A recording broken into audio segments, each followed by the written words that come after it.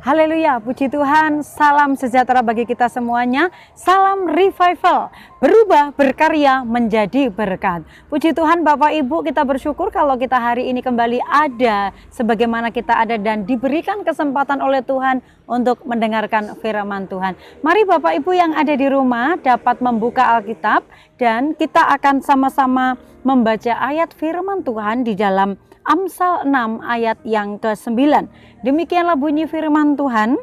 Hai pemalas, berapa lama lagi engkau berbaring? Bilakah engkau akan bangun dari tidurmu?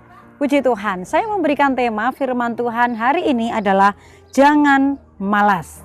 Tidur untuk beristirahat tentunya ini bukan merupakan sesuatu yang salah ya. Di dalam ayat ini dikatakan, hai pemalas, berapa lama lagi engkau berbaring? Berbaring untuk beristirahat dalam waktu sesaat, tentu saja ini kalau hal itu adalah merupakan sebuah kebutuhan, ini tidak salah ya Bapak Ibu. Tetapi yang dituliskan di dalam pembacaan kita Amsal 6 ayat yang ke-9 ini adalah berapa lama lagi engkau berbaring? Ada kata berapa lama lagi, artinya ini berbaring dalam waktu yang lama, kemudian juga seolah-olah tidak mau bangun atau enggan untuk bangun ya. Nah, teguran penulis bagi orang-orang yang mengingatkan kepada orang-orang si pemalas dikatakan bahwa mereka orang yang berlama-lama untuk berbaring ya, tidur-tiduran dalam jangka waktu yang lama yang tidak ditentukan sehingga disebutlah mereka sebagai orang pemalas ya.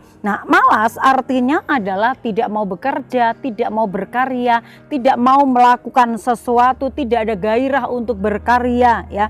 Nah, kemalasan ini Bapak Ibu seringkali mencengkram, mendarah daging di dalam setiap diri manusia ketika dirinya merasa aman, merasa semua mungkin tercukupi, merasa semuanya baik-baik saja, merasa apa yang diinginkan itu juga bisa terwujud dan tercapai sehingga dia merasa bahwa saya tidak perlu bekerja keras, saya tidak perlu mengejar target dan lain sebagainya, dan dia akhirnya terikat dengan yang namanya kemalasan ya. Ciri-ciri orang yang malas adalah dia suka berlama-lama di tempat tidur, bolak-balik ya. Oh, lihat jam masih lama, tidur lagi, atau mungkin bangun masih dingin, tidur lagi ya. Kemudian juga dia tidak menghargai waktu, membiarkan waktu itu berlalu begitu saja, dan juga suka menunda kalau ada tugas pekerjaan, menunda bukan karena dia sibuk mengerjakan yang lain, tetapi suka menunda karena merasa waktunya masih panjang, waktunya masih ada lagi lusa, masih ada hari esok dan sebagainya, suka menunda sesuatu ya. Kemudian juga tidak mengerjakan sesuatu, mengabaikan peluang atau kesempatan, dan juga biasanya suka mengandalkan akan ada orang lain yang bisa mengerjakan ya, suka mengandalkan orang lain. Nah, ada berbagai macam alasan-alasan mereka mengapa mereka lebih menyukai kemalasan, dan sehingga Amsal memberikan nasihat, memberi nama lagi ya, hai pemalas ya. Jadi pemalas ini ada penyebabnya ya. Orang-orang yang punya kemalasan ini adalah yang pertama yang saya catat adalah kurangnya motivasi. Motivasi menggerakkan seseorang untuk melakukan sesuatu. Sehingga kenapa ada orang-orang yang malas gitu ya, karena dia merasa nggak ada apa-apanya, nggak ada gajinya, atau mungkin nggak ada pacarku, atau nggak ada orang yang mensupport aku. Jadi rupanya kurangnya motivasi ini juga motivasi itu yang mempengaruhi orang itu tergerak atau bergerak ya, atau tidaknya ya. Nah, kemudian yang kedua adalah tidak memiliki tujuan hidup secara spesifik. Asal jalan, asal hidup, asal bekerja, semua dilakukan dengan asal-asalan ya. Tidak mau dibebani dengan tanggung jawab karena merasa masih ada orang lain, sehingga hidupnya ya seperti itu saja. Memilih mengambil posisi yang aman, takut mengambil resiko.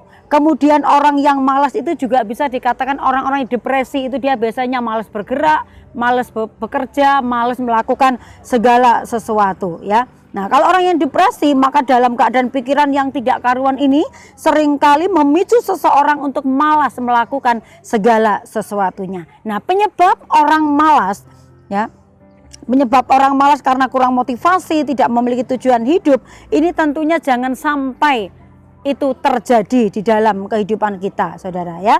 Yohanes 5 ayat yang ke-8, kata Yesus kepadanya, bangunlah, angkatlah tilammu dan berjalanlah. Yesus pada waktu itu memberikan menyembuhkan orang yang sakit lumpuh, ya Bapak Ibu. Nah, sehingga di situ dikatakan orang yang malas jika dibiarkan lama kelamaan seperti orang yang lumpuh. Lumpuh dalam arti lumpuh secara rohani, mungkin dia tidak lagi mau ke gereja, tidak lagi mau beribadah. Lumpuh secara mentalnya, tidak lagi mau berpikir yang susah-susah. Aku mencari gampangnya, mencari amannya. Nah, kemalasan yang terus menerus dibiarkan ini dikatakan bisa mengakibatkan kelumpuhan. Nah, tidak mau berpikir, tidak mau berkarya, tidak mau melakukan sesuatu yang perubahan-perubahan tentunya. Nah, itu sebabnya saudara, seperti kata Yesus kepada orang yang lumpuh ini, bangunlah, angkatlah tilammu dan berjalanlah. Ya, bangun itu artinya ada tindakan. Angkatlah tilammu dan berjalanlah. Ya, angkatlah tilammu ini seperti seseorang yang mau bekerja. Orang yang malas jangan berhenti bekerja, terus giat, terus bekerja. Berjalanlah, bergeraklah menuju kepada hal yang lebih maju lagi, hal-hal perubahan-perubahan yang lebih maju lagi di depan, sehingga kita tidak menjadi orang-orang yang disebut si pemalas, tetapi kita menjadi orang-orang yang berguna, orang-orang yang bermanfaat, orang-orang yang rajin. Kesimpulannya adalah jangan biarkan kemalasan melumpuhkanmu. Puji Tuhan, Bapak Ibu yang dikasihi Tuhan, mari kita menjadi pribadi-pribadi yang bukan pemalas, tetapi orang-orang yang rajin, ya. Karena orang-orang yang rajin itulah yang akan mengalami berkat-berkatnya Tuhan. Haleluya, puji Tuhan. Tuhan memberkati Bapak Ibu semua.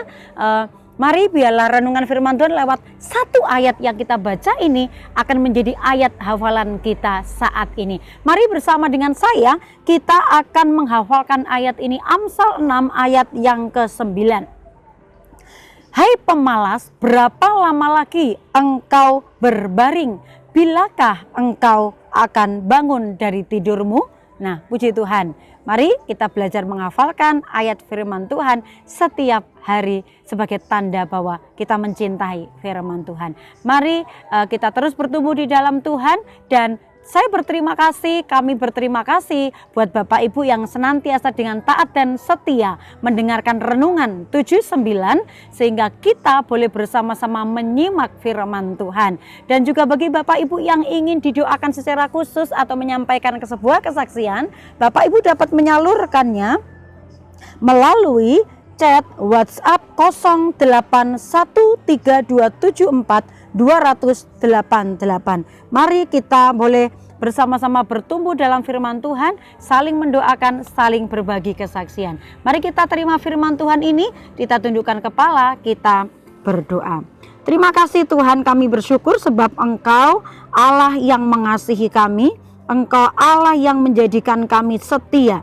Berkatilah umat-umat-Mu GPDI LCD Magelang, untuk kami bukan menjadi orang-orang yang malas, tetapi orang-orang yang suka berkarya, karena Engkau tinggal di dalam diri kami, sehingga hidup kami mempermuliakan nama Tuhan.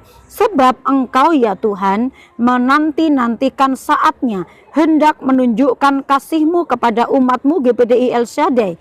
Engkau bangkit, hendak menyayangi umat-umat-Mu, sebab Engkau ya Tuhan adalah Allah yang adil. Berbahagialah semua orang yang menanti-nantikan Engkau.